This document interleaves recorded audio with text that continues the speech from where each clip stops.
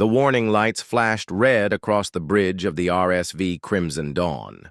Fleet Commander Huang Tai-ho stood behind his command chair, watching the strange patterns dancing across the main screen. The ship's sensors had picked up something unusual from the edge of known space. "What are we looking at?" Huang asked his tactical officer. Lee Dobbin turned from her console, her face showing confusion. "Sir, it's a transmission, but it's unlike anything we've seen before." Huang moved closer to examine the data. The signal was weak but clear. It came from a star system far beyond their current patrol route. The system was rich with quantum crystals, the same rare minerals that powered their most advanced technology. "Can you decode it?" Huang asked. Dobbin worked at her station for several minutes. The computer systems struggled with the alien language, but slowly patterns began to emerge. "Sir, I think it's some kind of territorial claim. Someone is saying this system belongs to them." Huang frowned. "Who would be out there? We've mapped every civilized species in this sector." "Unknown, sir. But the technology is primitive. Very primitive." The transmission played again through the bridge speakers. The voice was harsh and unfamiliar. It spoke in short, direct sentences. There was no flowery language or diplomatic courtesy, just simple, blunt statements of ownership. "This is human territory," the voice said in basic galactic standard.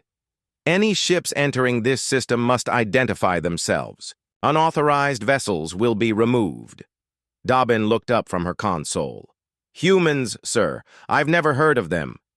Huang had been a fleet commander for 20 years. He had seen the rise and fall of dozens of species. Most followed predictable patterns. They developed spaceflight, expanded to nearby systems, then either joined the galactic community or were absorbed by larger empires. "Show me their ships," Huang ordered. The long-range scanners focused on the source system. After several minutes, images appeared on the main screen. Dobbin enhanced the resolution as much as possible. What they saw made both officers pause. The human ships were crude metal constructs. They had simple geometric shapes with no artistic beauty. Thick armor plating covered basic hull designs. Large engines pushed them through space using what appeared to be primitive fusion drives. "They look like cargo haulers," Dobbin said with a laugh. Huang studied the images more carefully. Something about the ships bothered him, but he could not identify what. They were functional in a way that suggested their builders cared nothing for appearance. "Send this information to High Command," Huang ordered. "Let them decide what to do." The message traveled through hyperspace communication networks to the heart of the Riltan Empire. Within hours, it reached the War Council chambers on the capital, World. Admiral Vextar stood before the assembled military leaders. His massive form dominated the room. Like all Riltans, his body was a fusion of organic tissue and advanced technology. Fiber optic nerves ran beneath his skin, connecting his brain directly to the Empire's computer networks. "Brothers," Vextar began, "we have discovered a new species." The holographic display showed the human ships in detail. Council members leaned forward to examine the primitive designs. "They call themselves humans," Vextar continued. "They have claimed a system rich in quantum crystals, a system we need for our expansion." War Prime Kelthanos, leader of the 3rd Expeditionary Fleet, spoke first. "They appear to be using fusion drives and basic metal hulls. This should be a simple conquest."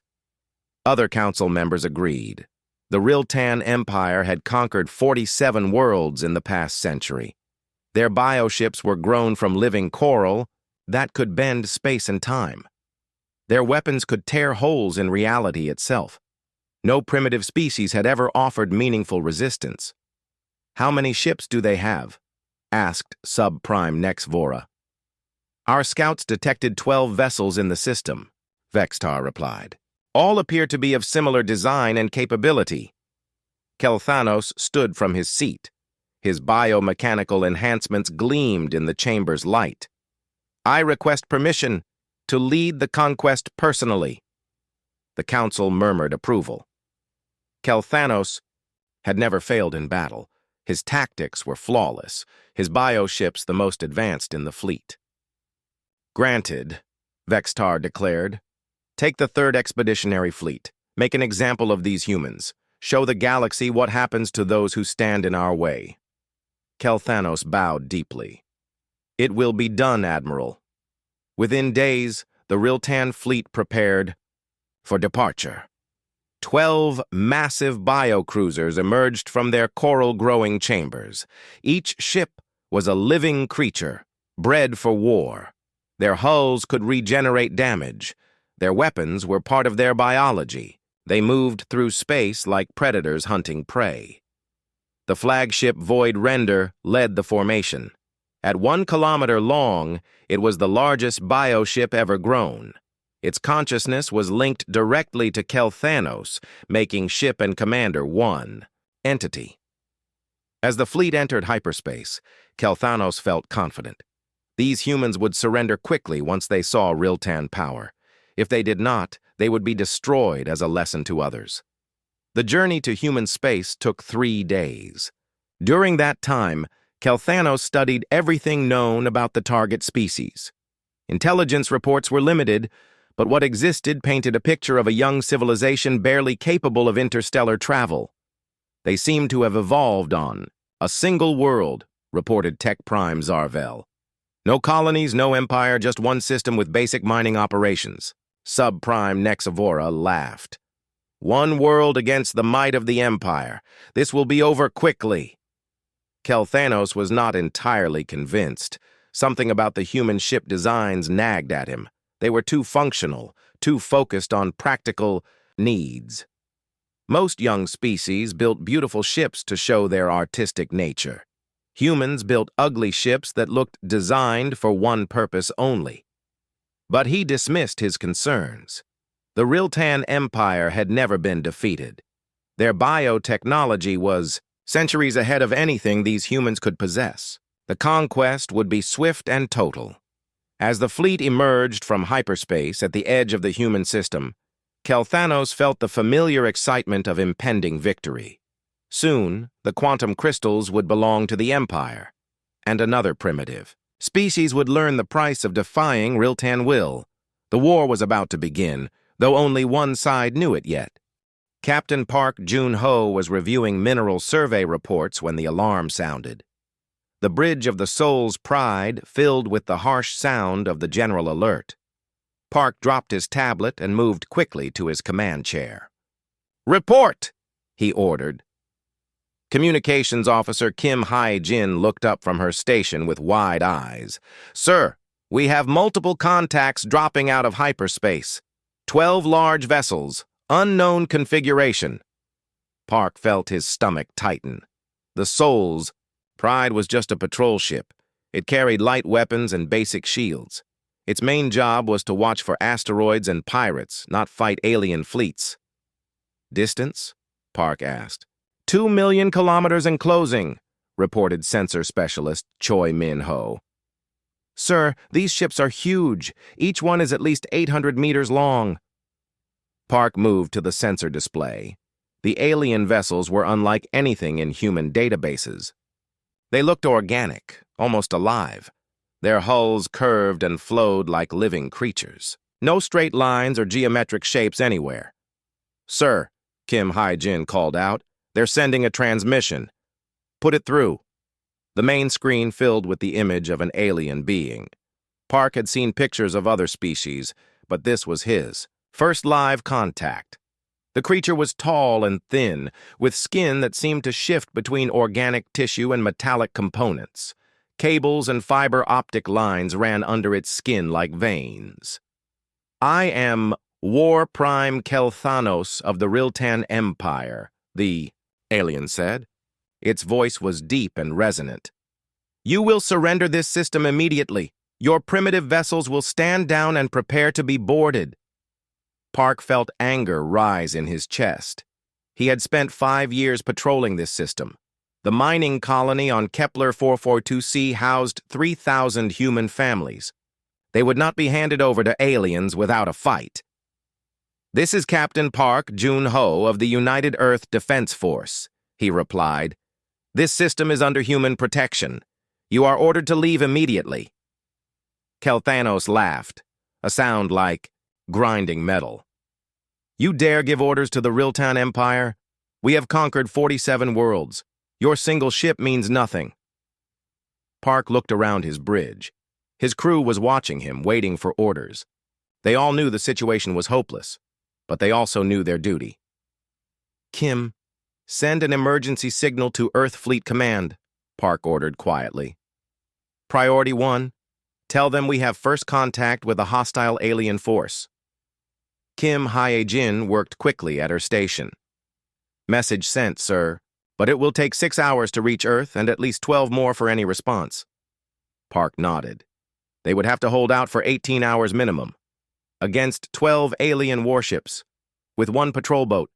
"Sir," Choi Min-ho reported, "the alien ships are moving into attack formation. They're surrounding us." On the main screen, Kelthanos was talking to someone off camera. Park could hear parts of the conversation. The aliens were discussing humans like they were insects to be stepped on. Subprime. "Nexivora believes we should simply destroy them," Kelthanos said loud enough for Park to hear. "But I think we should capture one of their ships first, study their primitive technology." Park felt his anger grow stronger. These aliens thought humans were nothing but primitives to be conquered and studied. They had no idea what they were dealing with. "Kim, open a channel to the mining colony," Park ordered. "Channel open, sir." "Colony base, this is Seoul's Pride. Begin immediate evacuation procedures. All civilian transports to launch within 1 hour." The colony administrator's voice came through clearly. "Captain Park, we can't evacuate 3,000 people in 1 hour. We need at least 6 hours." "You have 1 hour," Park repeated. "Emergency protocols. Take only essential personnel and supplies." Park closed the channel and turned back to the alien on screen. Kelthanos was still watching with amusement. "Your people are trying to run?" the alien asked. "How disappointing. The Empire prefers brave enemies to cowards." "My people are civilians," Park replied. "Families with children. If you want to fight, you'll get one, but leave them out of it." Kelthanos studied Park with new interest. "Fascinating. You actually believe you can fight us? Try me." The alien war prime turned to speak with his officers. Again. Park could see them pointing at displays and laughing. They were treating this like entertainment. "Sir," Kim Hye-jin called out, "I'm receiving a response from Fleet Command." Park moved to her station. The message was short and direct. "Seoul's Pride, this is Admiral Cho Sung-woo. Fleet Command acknowledges your situation. The UNSC Incheon is en route to your position. Estimated arrival time, 47 minutes. Hold your ground. Do not fire unless fired upon. Cho out." Park felt relief wash over him. The Incheon was one of Earth's newest dreadnoughts. If anyone could handle 12 alien ships, it would be Admiral Cho. "Sir," Choi Min-ho reported, "civilian transports are launching from the colony. 12 ships so far." Park watched the small transport vessels flee toward the outer system. They were defenseless cargo haulers carrying families to safety. He would make sure they escaped, even if it cost him his ship. On screen, Kelthanos was growing impatient. "Captain Park, you have 1 minute to surrender. After that, we will demonstrate the power of the Riltan Empire." "We're not surrendering," Park replied. "Then you will die," Kelthanos said simply. The alien ships began moving closer. Park could see weapons ports opening along their organic hulls. "Bioplasma weapons," his sensor officer reported. "Weapons that could melt through the Seoul's Pride's armor like butter." "Sir, weapons range in 30 seconds, Choi Min-ho announced. Park gripped his command chair. 47 minutes until the Incheon arrived. 18 civilian transports still launching from the colony. No choice but to buy them time. "All hands, this is the captain," Park announced over the ship's communication system. We are about to engage a superior enemy force. Our job is to protect the civilians and hold until reinforcements arrive. I know this ship and crew will do their duty. The bridge crew responded with crisp acknowledgments. Park felt proud of them. They were scared but ready to fight. Sir, Kim Hyejin reported, the last civilian transport just cleared the colony. All non-essential personnel evacuated. Park nodded. At least the families were safe. Captain Park, Kelthanos called from the screen. Last chance. Go to hell, Park replied. Kelthanos smiled, showing sharp metallic teeth. So be it. The alien ships opened fire. Streams of bioplasma crossed space toward the small human patrol vessel. Park watched death approaching and wondered if Admiral Cho would arrive in time to avenge them. But the soul's pride was tougher than it looked. The first plasma blasts struck the shields and held. The ship rocked hard but stayed in one piece. Return. Fire! Park ordered. The patrol ship's railguns spoke for the first time in anger. Tungsten slugs accelerated to enormous speeds, struck the nearest alien vessel. To everyone's surprise, the shots punched right through the organic hull. On screen, Kelthanos looked shocked. Impossible. Our bioarmor should stop primitive kinetic weapons. Park smiled grimly. You don't know humans very well, do you? The fight had begun, and the aliens were about to learn their first lesson about humanity. Humans built things to last and to kill. The soul's pride shook violently as another plasma blast struck its shields. Captain Park held onto his command chair as sparks flew from damaged control panels. His small patrol ship was taking a beating, but it was still fighting. Shield strength. Down to 40%, reported engineer Nam Soo-jin over the comm system. I don't know how much more we can take. Park watched the tactical display. The alien ships had surrounded his vessel, firing in coordinated patterns. Each blast was precisely aimed to wear down his defenses without destroying the ship completely. They still wanted to capture humans alive for study. Sir, 2 more civilian transports just cleared the gravity well, announced Kim Hyejin. That's all of them. The colony is empty. Park felt a moment of satisfaction. Whatever happened next, the families were safe. His ship had done its job. Time until reinforcements? Park asked. 12 minutes, sir, Choi Min-ho replied. 12 minutes. Might as well be 12 hours. The soul's pride would not last that long against 12 alien warships. On the main screen, War Prime Kelthanos watched the battle with growing frustration. His bioships were holding back, trying to disable rather than destroy the human vessel. But even their reduced firepower was slowly overwhelming the primitive ship's defenses. Subprime Nex Vora, Kelthanos said to his tactical officer, increase power to 30%. End this quickly. Nex Vora worked at his organic control interface. The Riltan bioships responded by intensifying their plasma bombardment. The Soul's Pride's shields flared brighter as they struggled to absorb the increased energy. Shield failure in 60 seconds, Nam Soo-jin reported, her voice tight with stress. Park made his decision. All power to weapons. Forget the shields. Sir? Kim Hyejin looked shocked. You heard me? Route all shield power to the railguns. If we're going down, we're taking one of them with us. The patrol ship's shields collapsed just as its weapons charged to maximum power. The next alien plasma blast struck the hull directly, tearing through armor plating like paper. Atmosphere vented into space through the breach. Hull breach on deck 3, Nam Soo-jin reported. Emergency bulkheads holding. Park aimed his ship at the nearest alien vessel. The Soul's Pride's railguns fired at point-blank range. Tungsten slugs moving at tremendous speed punched through the bioship's hull in multiple places. The alien vessel shuddered and began to list. Direct hit. Choi Min-ho announced with grim satisfaction. Enemy ship is venting atmosphere. On screen, Kelthanos looked genuinely surprised. How are their primitive weapons penetrating our bioarmor?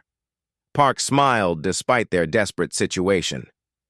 Because we built them to kill things, not look pretty.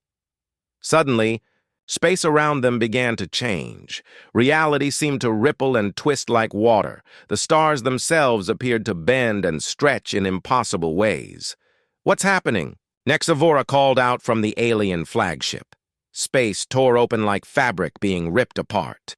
A massive dimensional fold appeared between the human and alien fleets. The tear in reality grew larger and larger until something enormous began to emerge. First came the bow section, angular and predatory. Then the main hull, 2 kilometers of hardened titanium steel composite that had been forged in the shipyards above Earth. Finally, the engine section with its massive fusion drives that could push the ship to significant fractions of light speed. The UNSC Incheon materialized fully into normal space. The human dreadnought was everything the Riltan bioships were not. Where they flowed with organic curves, it was all sharp edges and obvious weapon ports. Where they tried to blend beauty with function, it was purely functional in a way that spoke of serious intent. "Sir," Kim Hai-jin breathed, "Admiral Cho is here." Park felt relief flood through him. The Incheon was one of Earth's most advanced warships. Its arrival changed everything. On the Riltan flagship, Kel Thanos stared at the newcomer with growing unease. The ship's design was alien to him in ways that the small patrol vessel had not been. This was clearly a purpose-built instrument of war. "Tech Prime Zarvel," Kel Thanos ordered. "Full sensor scan of that vessel." Zarvel worked at his bio-interface, directing the flagship's sensors toward the human dreadnought. What he found confused him. "War Prime, the energy readings don't match. Any known technology. The ship appears to be using some kind of controlled matter-antimatter reaction for power. The weapons, I can't identify most of them." Subprime Nexavora studied the tactical display. "It's large, but we still outnumber them 12-2. Kel Thanos was less certain. Something about the human warship bothered him deeply. It looked like it had been designed by beings who understood violence on a fundamental level. A communication channel opened between the ships. Admiral Cho Sung-woo appeared on screen. He was an older man with gray hair and calm eyes that had seen much combat. "I am Admiral Cho of the United Earth Defense Force," he said in a steady voice. "You have attacked our patrol vessel and threatened our civilians. Withdraw immediately or face the consequences." Kel Thanos drew himself to his full height. "I am War Prime Kel Thanos of the Riltan Empire. We do not retreat from primitive species. Your single ship means nothing against our fleet." Admiral Cho studied the alien commander for a moment. "Captain Park, are your people clear?" "All civilians evacuated, sir," Park replied over the comm. "Good." Cho turned back to Kel Thanos. "You've made a mistake coming here, but I'll give you one chance to leave peacefully." Kel Thanos laughed. "You dare threaten the Riltan Empire? We have conquered 47 worlds. Your crude technology cannot stand against our bioships." "Bioships," Admiral Cho repeated thoughtfully. "Living vessels. Interesting. I've always wondered how effective they would be against human military doctrine." Something in the Admiral's tone made Kel Thanos uncomfortable. The human spoke like someone discussing an academic problem rather than facing overwhelming odds. "Surrender now," Kel Thanos demanded, "and your deaths will be quick." Admiral Cho smiled, but there was no warmth in it. "Captain Park, you and your crew have done excellent work. Fall back to minimum safe distance." Park understood immediately. "Yes, sir. All hands brace for fleet engagement." The Soul's Pride limped away from the alien formation as fast as its damaged engines could manage. The crew strapped themselves in and prepared for what was coming. On the Incheon's bridge, Admiral Cho turned to his weapons officer. "Commander Nam Jin-woo, demonstrate human military doctrine. Fire Solution Alpha." Nam Jin-woo's fingers moved across his control panel. Solution Alpha locked and ready, sir. Fire.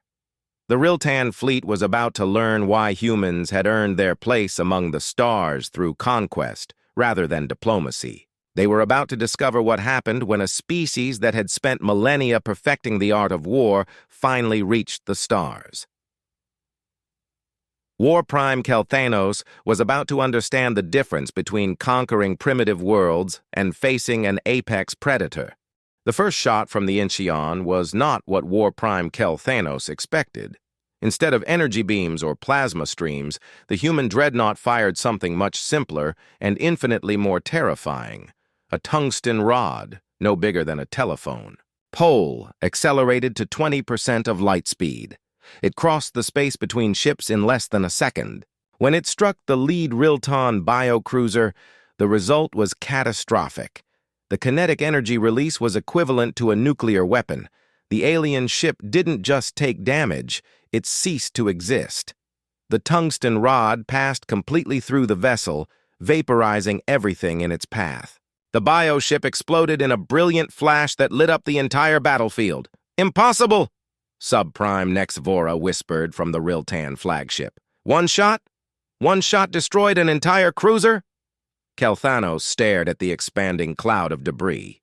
That had been one of his finest ships. 800 meters of living vessel, crewed by 300 warriors, gone in an instant. What kind of weapon was that? He demanded. Tech Prime Zarvel worked frantically at his sensors. War Prime, it was just a piece of metal. No explosive warhead, no energy discharge. Just metal moving very, very fast. On the Incheon's bridge, Admiral Cho watched the destruction with professional satisfaction. Kinetic kill vehicles, he explained to his tactical officer, Lee Min-ho. We developed them for asteroid mining. Amazing how effective they are against living targets.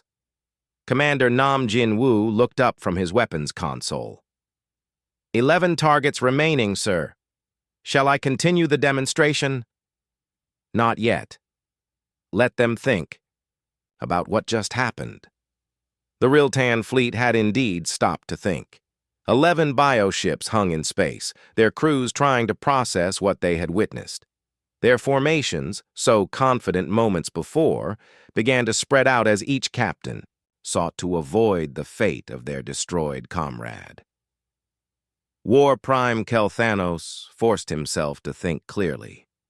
His empire had not conquered 47 worlds by panicking at the first setback. All ships focus fire on the human dreadnought. Concentrated plasma bombardment, maximum power. The remaining 11 bioships turned their weapons toward the Incheon. Streams of bioplasma, hot enough to melt through any known armor, lanced across space toward the human warship. The plasma struck the Incheon's hull and splashed harmlessly across its surface. The dreadnought's ablative armor had been designed to handle the heat of stellar coronas during deep space operations. Alien bioplasma was hot, but not that hot. No effect, sir, reported Lieutenant Commander Yoon So-young from the damage control station. Hull temperature rising, but well within acceptable limits. Admiral Cho nodded. Their turn is over. Commander, Nam, you may proceed. What followed was not a battle. It was an execution. The Incheon's forward particle beam arrays opened fire. These weapons had been designed to cut through asteroid belts during humanity's expansion into space. They sliced through Riltan bioarmor like it was made of paper. 2 more alien ships died in the first volley, cut in half by beams of focused particles. Their organic hulls, evolved to regenerate damage from conventional weapons, had no defense against weapons that operated on the atomic level. Fusion torpedoes away, Nam Jin-woo announced. 6 missiles streaked toward the alien formation. Each torpedo carried a small fusion warhead designed for ship-to-ship combat. The Riltans tried to shoot them down with their bioplasma weapons, but the torpedoes were too fast and too well armored. The detonations came in a perfectly timed sequence. Each fusion blast was positioned to use the enemy ship's own momentum against them. The expanding spheres of nuclear fire caught 3 more biocruisers, tearing them apart with forces their living hulls could never withstand. War Prime Kelthanos watched 6 of his 12 ships die in less than 2 minutes. His proud fleet, the terror of dozens of worlds, was being systematically destroyed by a single human vessel. "All ships, evasive maneuvers," he ordered desperately. "Scatter formation, don't give them grouped targets." The remaining 6 Riltan ships broke formation and began wild evasive patterns. Their biohulls shifted and flowed, trying to present smaller targets to the human weapons. It made no difference. The Incheon's point defense systems came online. Hundreds of small turrets designed to stop incoming asteroids during deep space travel swiveled to track the fleeing alien vessels. To systems designed to hit fast-moving rocks, the bioships might as well have been standing still. Streams of hypervelocity projectiles reached out from the human dreadnought. Each shot was precisely calculated by computers that could track thousands of targets simultaneously. The alien ships, for all their organic grace, could not outmaneuver mathematics. One by one, the Riltan biocruisers died. Their hulls, punctured by thousands of small impacts, began to decompress. Their biological systems, evolved for the depths of space, could not cope with catastrophic damage on this scale. 5 ships down, Lee Min-ho reported. 4 remaining, including the flagship. Admiral Cho studied the tactical display. The surviving Riltan vessels had stopped their evasive maneuvers and were regrouping around their flagship. He could see they were preparing for something. "Sir," Communications Specialist Oh Young-hee announced, "the alien commander is requesting to speak with you." "Put him through." War Prime Kelthanos appeared on the main screen. The alien leader looked shaken, but not defeated. His biomechanical features were set in grim determination. "Admiral Cho," Kelthanos said, "I acknowledge your superior firepower. The Riltan Empire offers a ceasefire. We will withdraw from this system and report your strength to High Command." Admiral Cho considered the offer. It was reasonable from a military standpoint. The aliens had learned their lesson and were willing to retreat. But Admiral Cho had not risen to his position by being reasonable. He had learned warfare in the asteroid belts where mistakes meant death and hesitation meant extinction. He understood that some lessons needed to be taught completely. "I am afraid that's not acceptable," Admiral Cho replied. "You attacked our patrol vessel. You threatened our civilians. You declared war on humanity." Kelthanos felt a chill run through his enhanced nervous system. "What are you saying?" "I'm saying that wars once started need to be finished properly." The alien War Prime straightened to his full height. "Then we will fight to the death. The Riltan Empire does not surrender." "I was hoping you'd say that," Admiral Cho replied. He closed the communication channel and turned to his weapons officer. "Commander Nam, prepare the main battery. Full power." Nam Jin-woo's eyes widened slightly. The Incheon's main battery was its most powerful weapon system. It had been designed to crack open fortified asteroids during deep space mining operations. "Sir, are you sure? Full power might be excessive." Admiral Cho smiled that cold smile again. "Excessive is the point, Commander.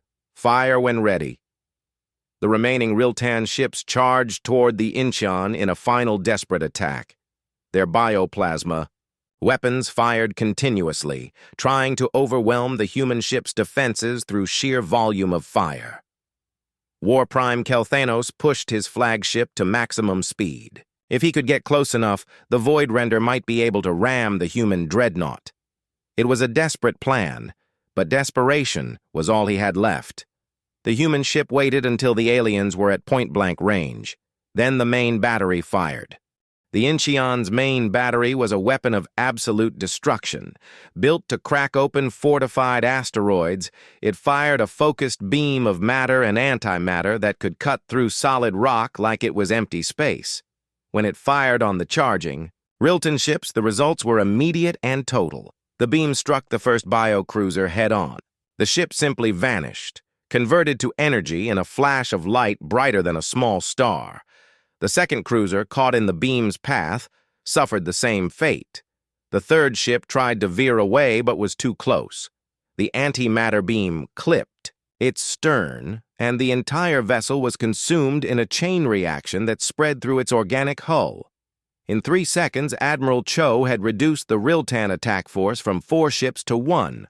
War Prime Kelthanos watched his fleet die around him and finally understood what humans truly were. These were not primitive aliens stumbling into space. They were apex predators who had refined warfare to a science. Every weapon on their ship spoke of a species that had fought and bled for every meter of territory they claimed.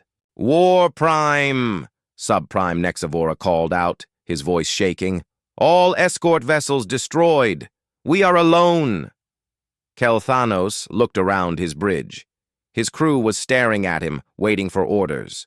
Some showed fear, others determination, but all looked to him for leadership in these final moments. "Then we die with honor," Kelthanos declared. "All power to engines. Ram the human ship. Show them that the Riltan Empire does not surrender." The Void Render was the largest bio-ship ever grown. At 1 kilometer long, it was a living fortress designed to crush enemy vessels through sheer mass. If it could reach the human dreadnought, the collision would destroy both ships. The massive bio-ship accelerated toward the Incheon, its organic hull reshaping itself into a battering ram. Bioplasma weapons fired continuously, not to damage the enemy, but to clear a path through any defensive fire. On the human bridge, Admiral Cho watched the alien flagship approach. "Range to target? 3,000 kilometers and closing fast," reported sensor specialist Oh Young-hee. "Impact in 40 seconds. Tactical Officer Lee Min-ho looked concerned. "Sir, should we fire the main battery again?" Admiral Cho shook his head. "No need. Chief Engineer Kang Soo-jin, are the hyperspace drives ready?" "Standing by, sir," came the reply from engineering. "Good. We'll let them get a little closer." The crew watched in tense silence as the alien flagship bore down on them. 2,000 kilometers. 1,000. 500. "Sir?" Oh Young-hee asked nervously. "Not yet," Admiral Cho said calmly. On the Riltan flagship, Kelthanos felt a moment of hope. The human ship was not moving. Perhaps their weapons had overloaded. Perhaps they were frozen with fear. It did not matter. In 20 seconds, the Void Render would split the enemy dreadnought in half. 200 kilometers, Oh Young-hee announced. "Now," Admiral Cho ordered. The Incheon vanished. One moment, it was directly ahead of the charging Riltan flagship. The next moment, it was gone, disappeared into hyperspace as smoothly as a fish diving underwater. Kelthanos had a single second to realize he had been outmaneuvered before the Void Render flew directly into the spatial mines the humans had left behind. The mines were another piece of human military engineering. Originally designed to clear asteroid fields, they created localized gravitational distortions that could tear apart solid rock. When a living ship traveling at ramming speed hit them, the result was spectacular. The Void Render stretched like taffy as the gravitational fields pulled it in different directions. Its biohull, evolved to flex and bend, could not withstand forces that operated on the level of space-time itself. The ship came apart along its entire length, spilling atmosphere and crew into the vacuum. War Prime Kelthanos felt the deck beneath his feet buckle and tear. Emergency bulkheads slammed shut throughout the ship, but there were too many breaches to seal. The flagship was dying around him. "Abandon ship," he ordered. "All crew to escape pods." But as the bridge began to decompress, Kelthanos realized the futility of the order. His crew had nowhere to run. The human ship was still out there, and he doubted they would show mercy to survivors. The Incheon rematerialized 5,000 kilometers away, positioned to observe the destruction of the alien flagship. Admiral Cho watched the massive bio-ship tear itself apart and felt no satisfaction, only professional completion of a necessary task. Sir, communications specialist. Oh Young-hee reported, I'm detecting one escape pod. Bring it aboard, Admiral Cho ordered. We need at least one survivor to carry word back to their empire. Captain Park, listening from his damaged patrol ship, felt a chill at the Admiral's words. Not one survivor to show mercy. One survivor to spread fear. The escape pod was recovered by the Inchin's shuttle bay. Inside, barely alive, was Tech Prime Zarvel. The alien had been badly injured when his ship tore apart, but he was conscious enough to understand what had happened. When the human medical team treated his wounds, Zarvel looked up at them with new understanding. These beings moved with quiet efficiency, showing neither cruelty nor kindness. They were simply doing their job, like soldiers who had seen too much war to take pleasure in victory. Later, as the Incheon prepared to escort the damaged soul's pride back to Earth, Admiral Cho visited the recovered alien in the medical bay. Your name and rank, Admiral Cho requested. Tech Prime Zarvel of the Riltan Empire, the alien replied weakly. You're going to survive, Zarvel, and when you do, you're going to return to your empire with a message.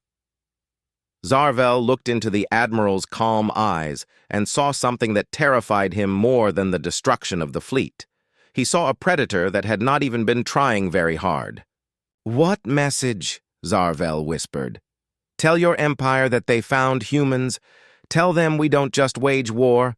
We are war. Tell them that 47 conquered worlds mean nothing to a species that spent 10,000 years learning to kill each other with rocks and sticks before we ever reached for the stars. Admiral Cho paused, letting the words sink in. Tell them that this system, and every system humans claim, is off limits. Forever. And if they're smart, they'll make very sure that message reaches every ship in their fleet. 3 days later, Zarvel's escape pod was detected by a Riltan patrol vessel at the edge of their territory. When they brought him aboard, he was still muttering the same words over and over. Monsters in the dark. We found monsters in the dark. The report he gave to Riltan High Command was brief and terrifying. The 3rd Expeditionary Fleet, 12 ships and 4,000 crew, had been destroyed by a single human vessel. The engagement had lasted 11 minutes. Human casualties, 0. Dead, 3 wounded. Admiral Vexitar read the report 3 times before believing it. An entire fleet, including their most advanced bioship, wiped out by primitives using crude kinetic weapons and basic fusion drives. Impossible, he muttered. But the quantum crystal system was immediately declared off limits. No Riltan ship would venture into human space again.